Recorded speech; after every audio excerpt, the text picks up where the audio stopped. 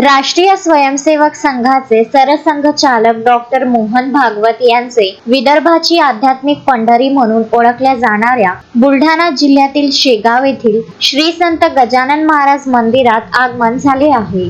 गजानन महाराजांच्या समाधीचे दर्शन घेऊन त्यांनी आपल्या 2 दिवसीय शेगाव खामगाव दौऱ्याची अत्यंत मंगलमय वातावरणात सुरुवात केली आहे। प्राप्त माहितीनुसार सरसंघचालक मोहन भागवत हे आजपासून 2 दिवस विविध कार्यक्रमांच्या निमित्ताने शेगाव आणि खामगाव दौऱ्यावर आले आहेत। या दौऱ्याची सुरुवात त्यांनी थेट श्री संत गजानन महाराजांच्या चरणी नतमस्तक होऊन केली आहे। मंदिरात त्यांचे आगमन झाल्यानंतर श्री संत गजानन महाराज संस्थानच्या वतीने दादासाहेबांनी व पदाधिकाऱ्यांनी त्यांचे पारंपरिक पद्धतीने स्वागत करत भेट घेतली।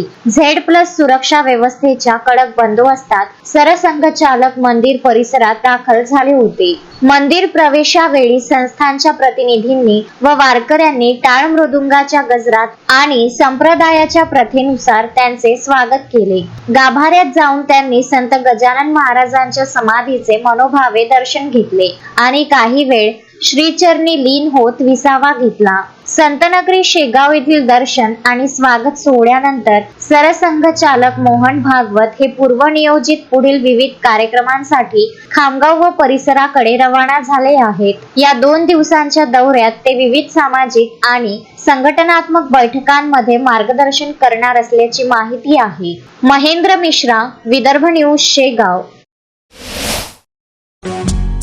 श्रद्धा फैमिली शॉपिंग में जाएंगे हम सभी, साड़ियों की नई डिजाइन देखो यहीं से लाएंगे। श्रद्धा फैमिली शॉपिंग में जाएंगे हम सभी, लेडीज जेंट्स बच्चों की हर फैशन लाएंगे सभी। फैशन के सफर में आप भी आगे ही आगे बढ़ते चलिए, क्योंकि विजिलैंड का सबसे बड़ा आलीशान भव्य showroom Shraddha family shopping and mall, Vijiland complex, Nandgaon Peth, Amravati.